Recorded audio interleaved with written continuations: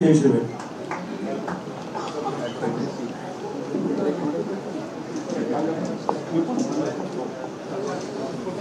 आपल्याला सर्वांनाच माहिती आहे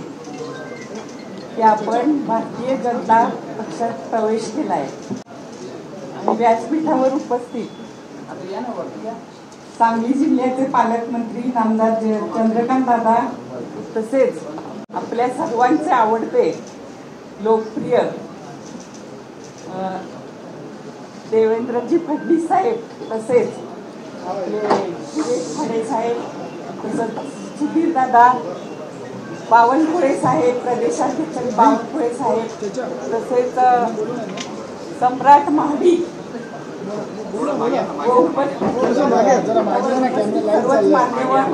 सांगलीतून आलेले सर्व कार्यकर्ते खरं म्हणजे आज आपल्या सगळ्यांना माहिती आपण गेले 2 तास इथे आहोत आणि आपल्याला सगळ्यांना माहिती आहे की आपला आज भारतीय जनता पक्षात आज प्रवेश आपण केलेला आहे आणि हा प्रवास हा आत्ताचा जो आपला झालेला आहे तर तो कसा झाला त्याबद्दल मी तुम्हाला थोडक्यात सांगते. आपल्याला माहिती आहे की मदन भाऊंच्या नंतर तुम्ही सगळ्यांनी मला राजकारणात यायला सांगितलं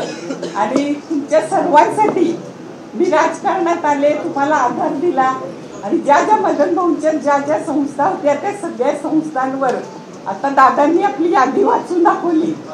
तर त्या संस्थांवर मी काम करते आणि अगदी चांगल्या प्रकारे त्या सांभाळते सुद्धा. तर तुम्हाला एवढंच मला सांगायची की गेली 10 वर्ष मदन भाऊ गेल्यानंतर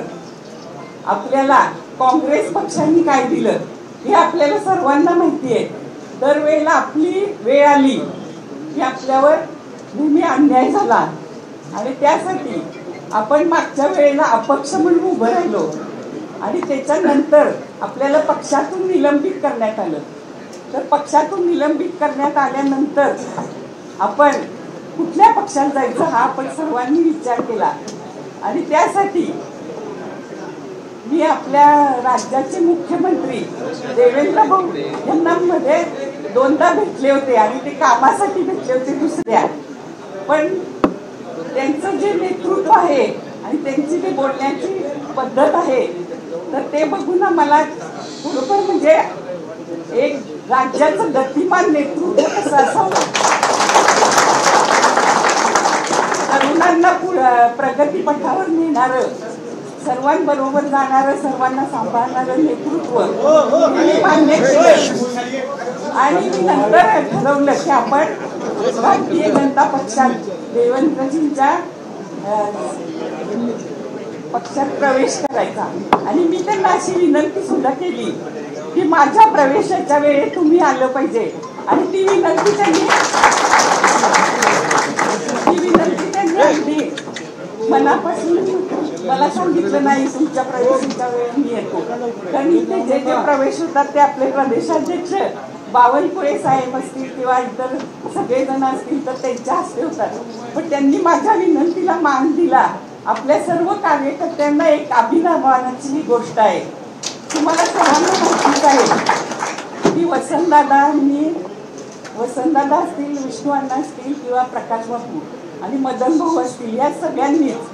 म्हणजे जनतेला सर्वसामान्य जनतेसाठी काम केले, राजकारण केले, समाजकारण केले आणि तोच वसा वारसा घेऊन आपण इथून पुढची वाटचाल करायची आहे. भारतीय जनता पक्ष हा आपल्या बरोबर असणार आहे आणि त्यासाठी आपण या सर्वांचीच साथ आपल्याला पाहिजे आणि तुम्ही सर्वजण इथे आलात त्याबद्दल तुम्हा सर्वांचं मी मनापासून स्वागत करते आणि आपल्या राज्याचे मुख्यमंत्री देवेंद्रजी फडणवीस साहेब यांचे सुद्धा मनापासून आभार मानते की त्यांनी म्हणजे वेळात वेळ काढून या प्रवेशासाठी ते थांबले, त्यासाठी त्यांचे आभार. आणि ह्या कार्यक्रमासाठी म्हणजे ह्या प्रवेशासाठी जास्त करून म्हणजे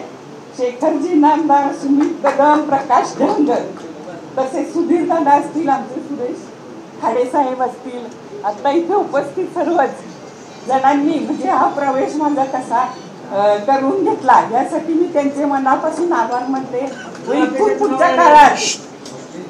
इथून पुढच्या काळात सुद्धा देवेंद्र फडणवीसांच्या साहेबांच्या मार्गदर्शनाखाली आपण जास्तीत जास्त चांगलं करून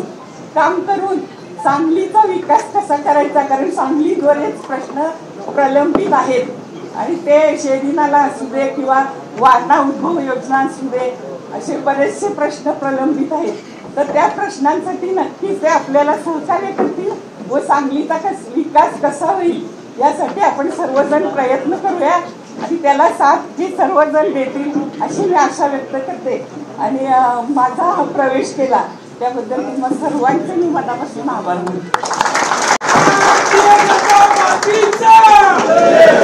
माननीय देवेंद्रजींना एक शुभ मानलं जातं अशा गणपतीची मूर्ती पहिल्यांदा देण्याची विनंती करतो आणि मग देवेंद्र मार्गदर्शन. मोबाईल माननीय देवेंद्रजी